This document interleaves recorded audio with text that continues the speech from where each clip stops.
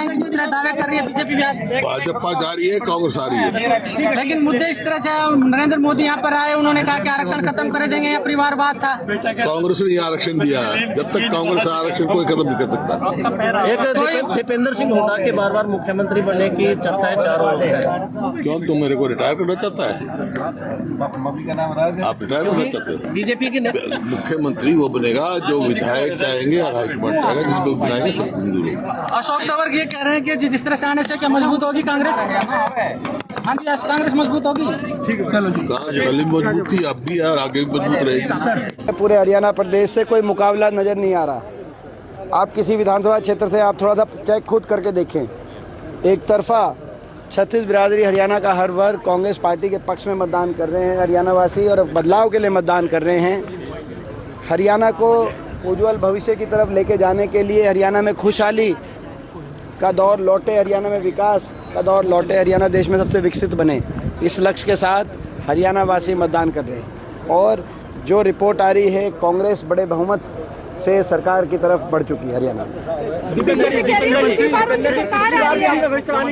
पिछली बार भी आपने भविष्यवाणी कुछ की थी और उसके आसपास रिजल्ट रहा था, इस बार आपकी भविष्यवाणी को क्या माना है? ये सही बात है। पिछली बार मैंने कहा था कि बीजेपी का घमंड टूटेगा हरियाणा में और इनकी मेजॉरिटी नहीं आएगी। आपने देखा ये 40 पे अटक गए। और पिछली बार इन्होंने जो बीजेपी के नेताओं ने कहा था, जो आज नेता जो कह रहे हैं कि 50 तक पहुंचेंगे, वो पिछली बार कह रहे थे हम 75 पार 80 तक पहुंचेंगे, वो आधे पे आ गए। आज तो खुद ही उन्होंने रिवाइज कर लिया अपना, कह रहे हैं कि हम मेजॉरिटी से ऊपर आ जाएगी चाहे एक सीट आए। कांग्रेस को कितनी? तो अब वो कहाँ तक रह जाएंगे, वो आप अंदाज़ा लगाओ।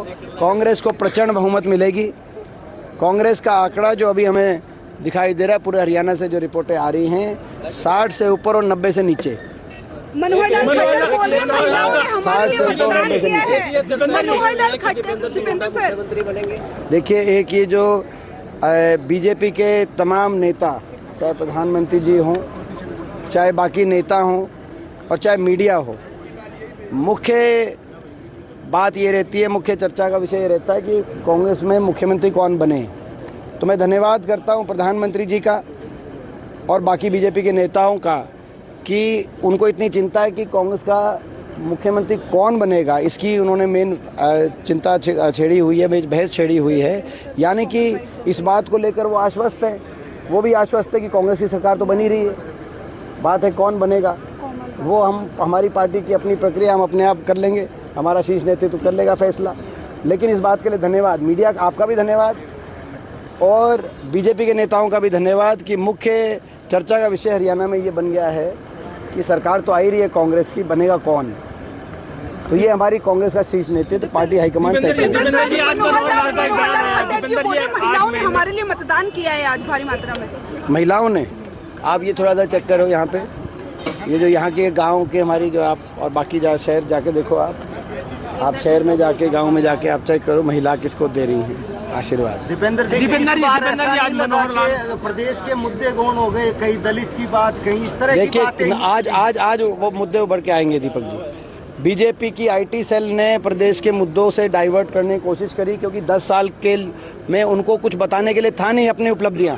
आपने सही सवाल पूछा है, 10 साल की अपनी उपलब्धियां बताने को था ही नहीं, तो बीजेपी आईटी सेल ने कोई उपलब्धि बचाने की बजाय प्रदेश के मुद्दों को डाइवर्ट कर इधर उधर के मुद्दों को ले आए। लेकिन लोगों के दिमाग में मुद्दे हैं, लोग झेल रहे हैं बदहाली, लोग झेल रहे हैं देश में सबसे ज़्यादा बेरोजगारी, महंगाई, अपराध, नशा, विकास की पटरी से उतरता हुआ देखा लोगों ने हरियाणा को। तो लोग ये मुद्दे देख रहे हैं और लोग इन मुद्दों का के हिसाब से अपना निर्णय ले चुके हैं। ये जो आपने डाइवर्ट किया, ये केवल बीजेपी आईटी सेल में और मीडिया के स्पेस में डाइवर्ट हुए, लेकिन धरातल पे मुद्दे वहीं खड़े हैं।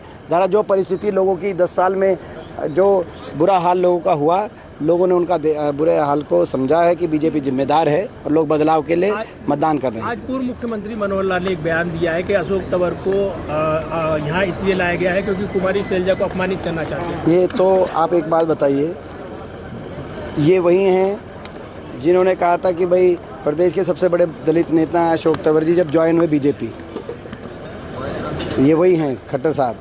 उन्होंने तब ये बयान दिया था और उस समय कहा था कि इससे ये प्रतीक होता है कि जो है इतने बड़े दलित नेता बीजेपी में आए तो दलित समाज बीजेपी के प्रति आकर्षित होगा, ये उन्होंने कहा था उस समय। उनका उस समय का बयान आप चलाओ जब वो बीजेपी ज्वाइन हुए थे। एमपी साहब, वो आज कार्यवाहक मुख्यमंत्री लाडवा में वोट डाला, उन्होंने कहा कि शैलजा को लेकर, और एक बार फिर कहा कि हाथ जरूर राहुल गांधी मिलवा गए, लेकिन अभी जो है खटास दूर नहीं हुई है। वो इस चीज का उदाहरण भी एक इंटरव्यू का वो दे रहे थे। ये कौन कह रहा है? कार्यवाहक मुख्यमंत्री। वो ये 10 साल के अपने काम बताएं, उन्होंने 10 साल में क्या काम किया। वो जो आपको दीपक को मैंने जवाब दिया आपको कि ये तो केवल एक भाजपा के आईटी सेल और भाजपा द्वारा प्रदेश की जो बदहाली है उससे लोगों का ध्यान हटाने के लिए इस तरह के मुद्दे आए हैं। सच्चाई ये है कि आज छत्तीस बिरादरी कांग्रेस पार्टी के पक्ष में मतदान कर रही है और कांग्रेस की सरकार बनेगी। हरियाणा अच्छे उज्जवल भविष्य की तरफ आगे बढ़ेगा। लाडवा सीट से कांग्रेस पार्टी जीत रही है, वो आपने देख ही लिया होगा। लाडवा क्या ट्रेंड आ रहा है। लाडवा सीट से ही जो मुख्यमंत्री हैं, मुख्यमंत्री जी, वो लाडवा सीट से ही वो चुनाव में उनको जीत हासिल नहीं हो रही, आपने देख लिया होगा।